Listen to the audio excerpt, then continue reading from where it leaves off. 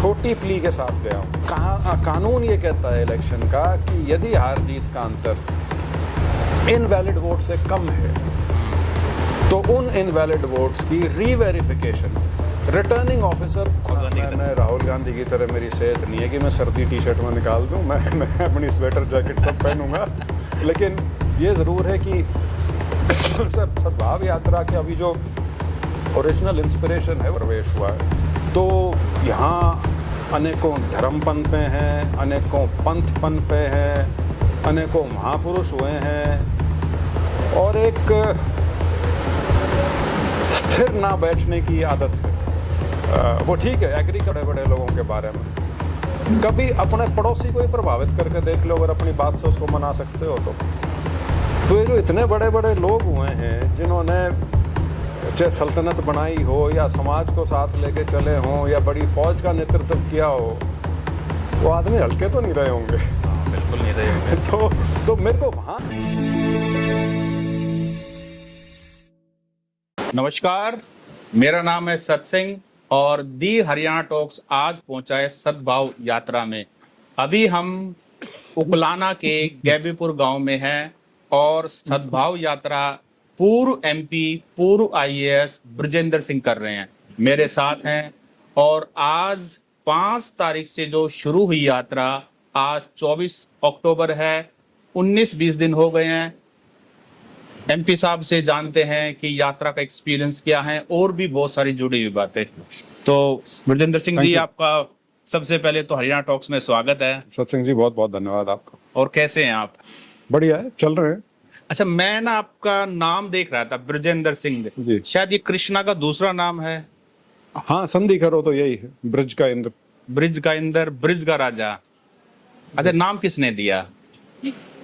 नाम मेरे दादाजी ने। अच्छा। मेरे दादाजी को पसंद थे थोड़े से भारी भरकम नाम तो मेरे ख्याल से उन दिनों शायद एक जाट राजा होते थे, ब्रजेंद्र सिंह नाम था मेरे ख्याल से उनका, तो उनको ये ख्याल आया तो आपको ब्रजेंद्र सिंह नाम दे दिया। बै पे निकला था, वैसे वो जो पतरा देख के निकालते हैं तो बै पे मेरे ख्याल से नाम ज्यादा होते भी नहीं। और हमारे हरियाणा में ना आपके नाम को जरूर मिस प्रोनाउंस करते होंगे, बिजेंद्र, मतलब ब्रजेंद्र थोड़ा एकदम से निकलता नहीं है। वो उसको ठीक, उसकी स्पेलिंग भी ठीक करने में वो मेरी माँ की भूमिका है। अच्छा। वो हिंदी में अच्छी हैं थोड़ी, तो हमेशा उनका, मेरे पिताजी का नाम भी उन्होंने ठीक करा था मेरे पिताजी भी बिरेंद्र लिखते थे। अच्छा, बिरेंद्र। तो फिर उसको बिरेंद्र करने में भी उन्हीं की भूमिका थी। तो इसी तरह से ब्रजेंद्र में खास तौर पे मुर्गे की टांग वाली री लगाना, ये तो हमारे यहाँ रिवाज कम ही है। फिर वो द्र बोलना अपने आप में एक समस्या है, हमारे यहाँ द्र का कॉन्सेप्ट ही नहीं है, दर बोलते हैं। तो लॉर्ड कृष्णा, जैसे आपने बताया कि एक अगर संधि करें तो वो भी होगा, उन्होंने भी महाभारत लड़ी थी, आप भी एक महाभारत की लड़ रहे हैं राजनीति में। नहीं, हमारी तो बल्कि लड़ाई है भी नहीं, वो तो बहुत बड़ा युद्ध हुआ था। हम तो युद्ध ना हो उस चीज में लगे हुए हैं। युद्ध ना हो, सद्भाव बना रहे, क्योंकि हरियाणा में अभी तक ऐसा नहीं है कि कोई समाज के अंदर बहुत ज्यादा कटुता पैदा हुई हो, तो वो ना स्थिति उत्पन्न हो, कोशिश की जा रही है। यही सद्भाव का अर्थ है हमारे लिए। तो सद्भाव है वो बना रहे, जो भाईचारा है वो बना रहे, क्योंकि जो छत्तीस बिरादरी का भाईचारा है, इसको एक बिल्कुल ऐसा लगता है जैसे षड्यंत्र सा रचा जा रहा हो, और कुछ लोग उसके बहकावे में आ भी जाते हैं समय समय पर। बाद में समझ में भी आता है कि शायद ये नहीं होना चाहिए था, गलत हो गया। लेकिन ये चीजें ऐसी होती हैं कि अगर एक बार घर कर जाएं या एक बार कुछ घटना घटित हो जाए तो उसके दूरगामी परिणाम होते हैं।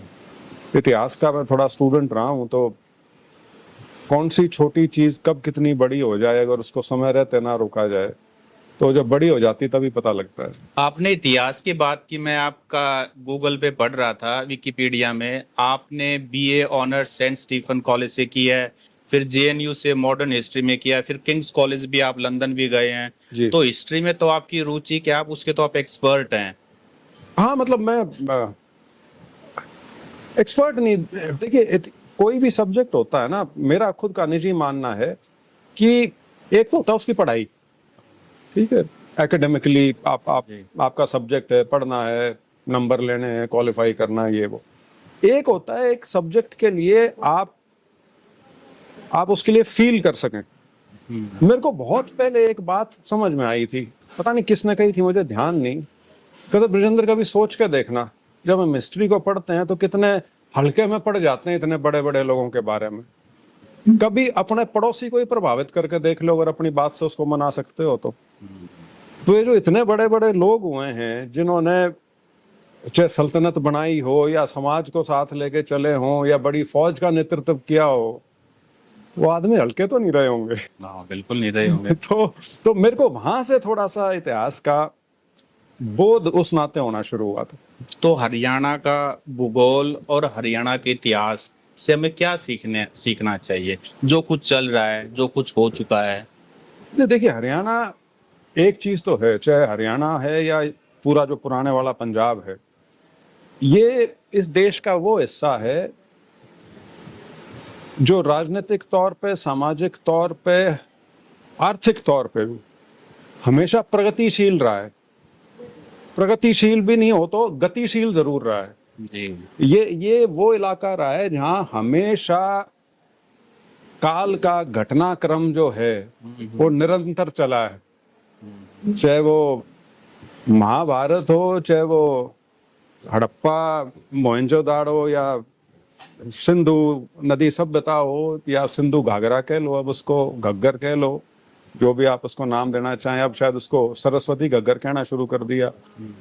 तो यहाँ पे हमेशा निरंतर कुछ ना कुछ चलता रहा है, और ये वो इलाका है जिसमें सबसे ज्यादा लोगों का आवागमन हुआ है उत्तर पश्चिम से।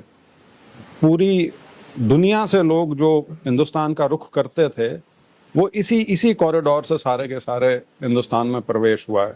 तो यहाँ अनेकों धर्म पनपे हैं, अनेकों पंथ पनपे हैं, अनेकों महापुरुष हुए हैं, और एक स्थिर ना बैठने की आदत है। वो ठीक है, एग्रीकल्चर है, और एग्रीकल्चर में स्थिरता अपने आप आ जाती है, लेकिन हमेशा जैसे मैंने कहा गति रही है इस इलाके में। एक लड़ाई चौधरी छोटू राम ने भी लड़ी थी, किसानों की लड़ी थी जी। और इसीलिए उनको आज जो पाकिस्तान है वहां से लेकर के पूरा पंजाब, चाहे उधर हो, इधर हो, हरियाणा हो, यूपी हो, और भी काफी सारा इलाका है, किसानों के लिए लड़ी थी। आप उनकी फैमिली से आते हैं, उनकी लिगेसी आपके अंदर मतलब वो है, तो आपको पहली मेमोरी चौधरी छोटू राम के बारे में बचपन की कौन सी याद? आपको कब आभास हुआ कि मैं ऐसे परिवार, ऐसी लिनेज में आता हूँ? नहीं, वो है आभास तो बचपन में नहीं होता। नहीं, बचपन में, हालांकि मैं तो नीली कोठी में मेरे शुरुआती जो 5-6 साल हैं वो नीली कोठी में बीते हैं मेरी दादी जी के साथ, रोहतक में। तो लेकिन जब आप उस माहौल में होते हो आपको नहीं एहसास होता कि आप कहाँ पल बढ़ रहे हो। हाँ, बीच बीच में कई बार मेरी दादी जी जरूर कहती थी कि तुमने नुआ ना सोचा अगर मैं छोटू राम की बेटी हूँ। आप उस वेट को महसूस नहीं नहीं, बिल्कुल भी नहीं। वो तो बहुत बाद में पता लगना शुरू होता है। वो तो मैं आपको बताऊं, मेरे को अपने पिताजी का राजनीतिक वेट बहुत बाद में समझ में आना शुरू हुआ है। मेरे को उसी का नहीं आभास था, क्योंकि आपने तो पापा थे, वो पापा थे और राजनीति में हमको दूर रखते थे। कभी हमारा सीधा दखल नहीं था किसी भी हिसाब से। और तो वो तो हाँ, लेकिन ये है कि मेरा जो पहली बार रूबरू जो मैं सर छोटू राम से हुआ वो मैं अपनी दादी जी के माध्यम से ही होता था। एक तो हर साल बसंत पंचमी पे छोटू राम पार्क में जलसा होता था, तो मैं जाता था और मैं बहुत संकोच करता था स्टेज पे बैठने से। मैं हमेशा झिझकता था, लेकिन मेरी दादी जी क्योंकि होती थी उनको हमेशा बुलाया जाता था। और तब मेरे छोटा था लेकिन ये ख्याल तो आता था कि इतने लोग जो इकट्ठे हो रहे हैं, ये जिसके लिए इकट्ठे हो रहे हैं वो मेरे परदादा लगते हैं। तो लेकिन वो बचपन में आदमी उन चीजों की गहराई नहीं पकड़ पाता, वो तो बहुत बाद में समझ में आता। जब आप विदेश गए तो वहां का भी कोई वाक्य है चौधरी साहब के बारे में? ना, वो मेरा नहीं, मेरी बहन का है। अच्छा। मैं तो खैर लंदन में था और वैसे भी मेरा तो जो कोर्स था वो मैनेजमेंट का था, पब्लिक पॉलिसी मैनेजमेंट का। लेकिन मेरी बेटी गई थी अभी, हाँ। वो कैम्ब्रिज में एमफिल करने गई थी, जी। तो वहाँ उसका दो लोगों से वास्ता पड़ा था। एक तो पाकिस्तान के स्कॉलर हैं बहुत बड़े, मेरे को अभी उनका नाम ध्यान नहीं आ रहा। एक दिन उनको वैसे ही वो लाइब्रेरी इंडियन में, एक्सप्रेस में खबर भी हाँ छपी थी वो फ्रंट पेज पे। वही वो उनको लाइब्रेरी में कहीं मिल गए थे, हाँ।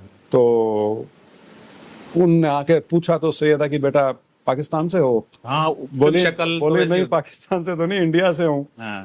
तो कहते कहाँ से? करती ऐसे ऐसे जीन से हूँ। हाँ। तो कहते फिर तो एक ही बात है। तो इस तरह से चर्चा शुरू हुई थी, और फिर जब उनको पता लगा कि वो ये सेम सब छोटूराम के परिवार से है, तो फिर तो वो बहुत ही भावुक हो गए। बिल्कुल एक एक बेटी की तरह उसके साथ बर्ताव किया, और कई दिलचस्प किस्से भी उन्होंने उनको सुनाए, मतलब मेरी बेटी को सुनाए उन्होंने बहुत अध्ययन किया हुआ था सर छोटूराम के बारे में। वैसे वो जो हिस्टोरियन है वो लिखते हैं लाहौर के बारे में। अच्छा। तो उनको तो सर छोटूराम की कोठी का भी पता था, और वो सारी चीजें, तो ऐसे ऐसे कई बार हो जाते हैं किस्से। आपने 5 अक्टूबर को उचाना से सद्भाव यात्रा शुरू करी, तो ऐसा नहीं लगता कि वो सापला से भी शुरू की जा सकती थी, चोई साहब के गांव से, क्योंकि वो भी एक कनेक्ट तो था ही। नहीं, मैं इसी चीज, यहाँ ना मुझे थोड़ी आपत्ति है। मेरे पिताजी ने और मैंने कभी भी सर छोटूराम और उनके नाम का या उनकी विरासत का प्रयोग नहीं किया है। हमें बस इस चीज का गर्व है कि हम उनके सीधे वंशज हैं। लेकिन उनके, अब मैं सेंट स्टीफेंस कॉलेज में पढ़ता था। हाँ। तो हमारे एक बड़े विदेश के प्रोफेसर थे जो पूरी जिंदगी वहाँ कॉलेज में रहे, डॉक्टर बेकर नाम था उनका। जी। तो मैं उनके ट्यूटोरियल ग्रुप में था। एक दिन ऐसे ही बातचीत में उन्होंने पूछा आप हो कहाँ से, क्योंकि मेरा स्कूल पे तो मॉडर्न स्कूल दिल्ली था। हाँ। तो कहता, उन्होंने वैसे ही पूछ लिया कि दिल्ली से ही है। मैंने कहा नहीं कि मैं वैसे तो हरियाणा से हूँ। तो कहता अच्छा एक और लड़का है हमारे पास, आपका जूनियर है। मैंने कहा अच्छा जी कौन है? कहता अरे वो सर छोटूराम का पड़पोता है। अच्छा। तो जब ये कहा तो फिर मेरे को कहना पड़ा। मैंने कहा जी सर छोटूराम का इकलौता पड़पोता था मैं हूँ, ये दूसरा कौन है मेरे को मिला दो। तो मैंने तो कभी कॉलेज में ये नहीं बता रखा था कि हम कहाँ से हैं। तो उस नाते हाँ, लेकिन ये है कि बहुत बार मौके ऐसे भी आते हैं जब मैं सांपला वाला जो स्टैचू जो लगा है वहां से आशीर्वाद लेके भी निकलते। नहीं, बहुत सारे लोग जब वहां से गुजरते हैं तो गाड़ी का हॉर्न बजा के चोई साहब का इतना बड़ा 64 फुट का वो देखते हैं तो सब नमन करके जाते हैं। ये एक अच्छा काम हुआ उस दौरान। अच्छा, एक भारत जोड़ो यात्रा शुरू की थी राहुल गांधी ने, उन्होंने भी व्हाइट टी शर्ट डाली थी। आप भी एक सद्भाव यात्रा निकालने हैं, पैन हरियाणा 90 की 90 असेंबली कॉन्स्टिट्यूएंसीज को आप टच करेंगे। ये व्हाइट टी शर्ट का, क्योंकि अभी तो सर्दियां भी आने वाली हैं, आप भी इसी में रहने वाले हैं क्या राहुल गांधी की तरह? मैं राहुल गांधी की तरह मेरी सेहत नहीं है कि मैं सर्दी टी शर्ट में निकाल दूं। मैं अपनी स्वेटर जैकेट सब पहनूंगा। लेकिन ये जरूर है कि सर सद्भाव यात्रा के अभी जो ओरिजिनल इंस्पिरेशन है वो भारत जोड़ो यात्रा की। अच्छा। और मैंने जब इस यात्रा के बारे में सोचा भी था, जब हम सब ने बैठ के, तो सबसे पहली बार मैंने ये यात्रा किसी से डिस्कस की थी तो राहुल गांधी जी से की थी। और मैंने उनको संज्ञान में लाया था, और उन्होंने मेरे से उस बारे में पूछा कि क्या करना चाहते हो, कैसे करना चाहते हो। मैंने कहा जी इस तरह से है। उन्होंने मेरे को फिर 2-3 सलाह भी दी।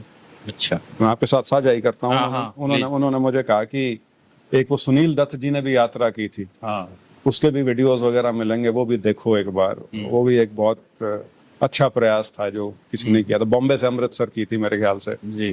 तो और एक फिर चीज ये कही थी कि यात्रा ऐसी हो कि किसी को चोट ना करे, ना पक्ष ना विपक्ष। और मैंने कहा जी मेरी यात्रा का पर्पज ही है, और अपने नाम भी वही रखा है। मैं उसी भाव के साथ जा रहा हूँ। तो उस तरह की बातें उनके साथ पूरा डिस्कस करके उसके बाद ही फिर मैंने औपचारिक रूप से इसकी घोषणा की थी। अदरवाइज उससे पहले हम लोगों से बात तो करते थे लेकिन घोषणा नहीं की थी। घोषणा हमने इसकी 20 अगस्त को ही की थी। लेकिन हरियाणा के लोग पॉलिटिकल लोग हैं, पॉलिटिकल सोच रखते हैं। अभी तक भी ये सवाल है कि हरियाणा में पूर्व मुख्यमंत्री हुड्डा साहब, अभी अपने HPCC के प्रधान जी राव नरेंद्र, उनमें से अभी तक कोई नहीं आया। देखिए आ जाएंगे, 7 महीने की यात्रा है। मेरा मानना है धीरे धीरे सब आ जाएंगे। कौन रोहतक में भी तो आएंगे ना। कौन ऐसा होगा व्यक्ति जो सड़क पे चलते लोगों का विरोध करे?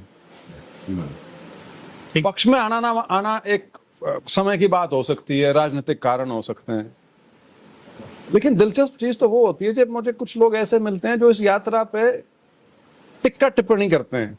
वो मुझे बड़ा अटपटा सा लगता है कि मैं तुम्हारा क्या बिगाड़ रहा हूं, तुमसे कुछ मांग नहीं रहा, तुमसे कोई सहायता नहीं मांग रहा, तुमको बाइज्जत आमंत्रित कर रहा हूं।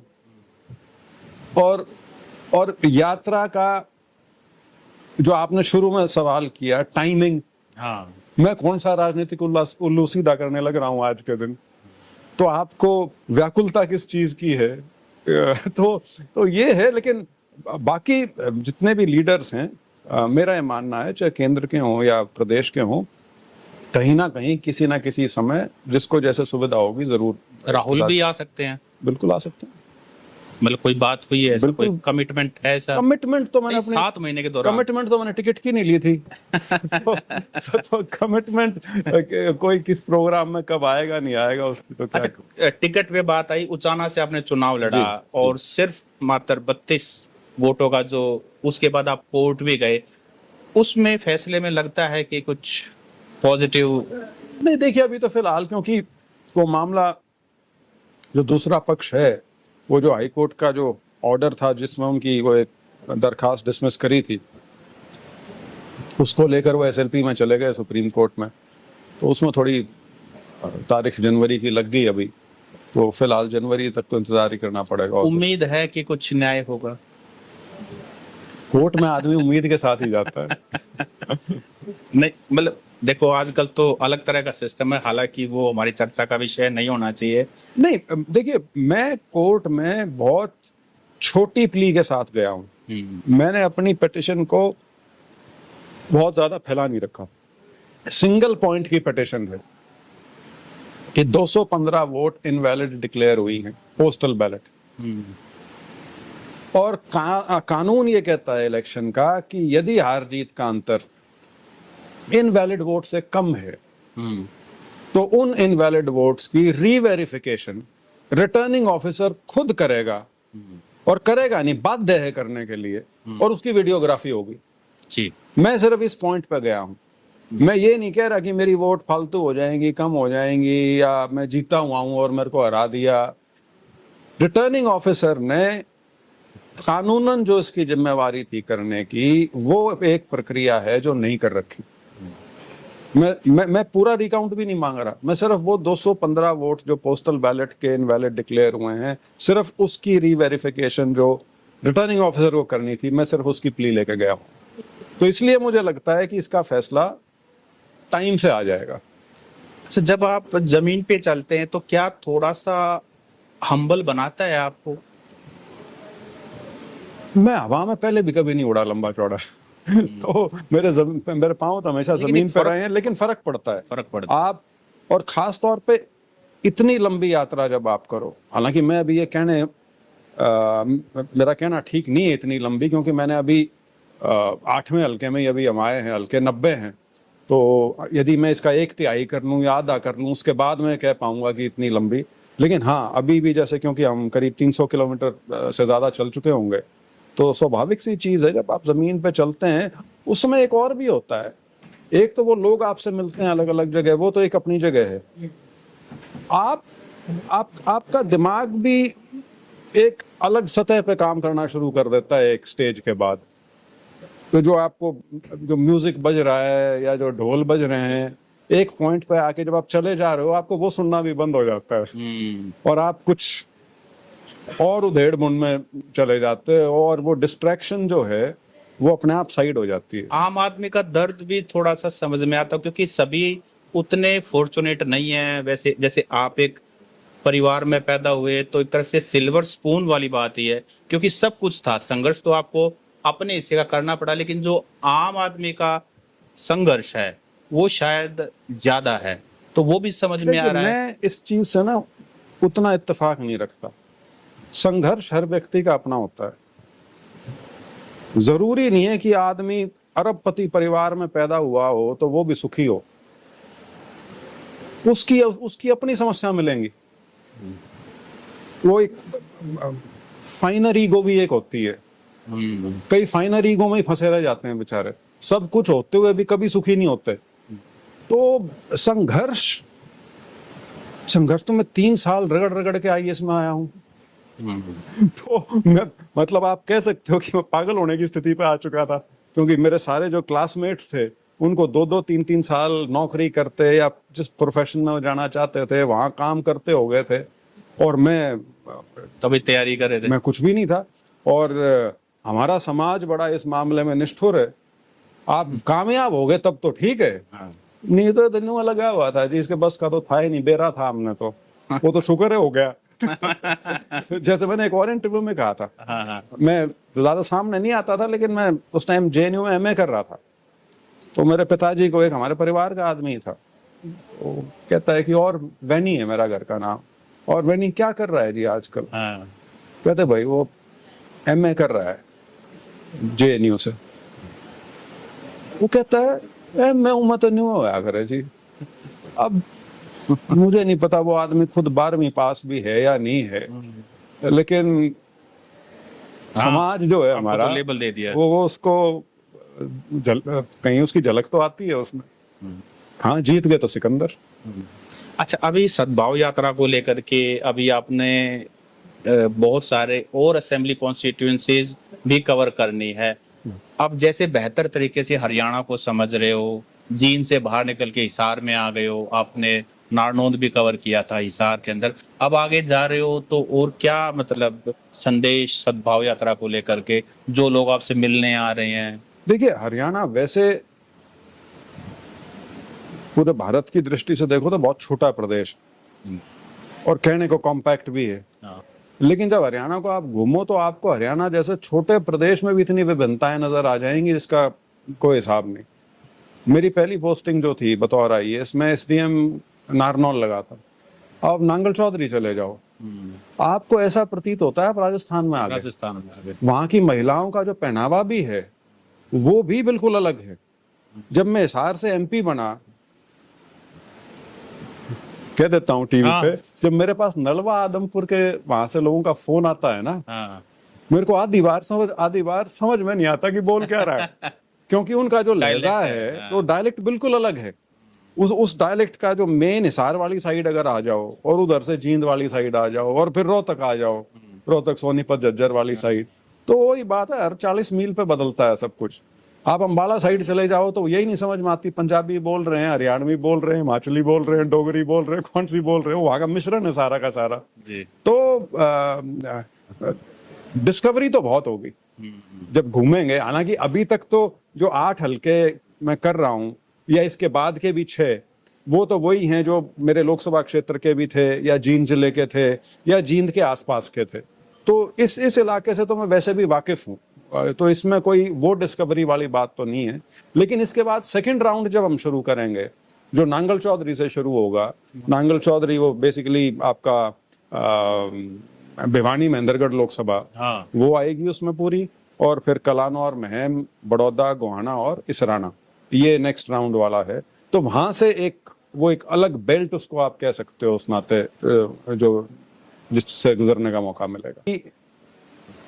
समाज में यदि तनाव पैदा होगा, समाज में यदि एकजुटता नहीं होगी, तो आने वाले समय में इसका नुकसान सबसे ज्यादा या इसका खामियाजा सबसे ज्यादा जो है वो युवा पीढ़ी को उठाना पड़ेगा।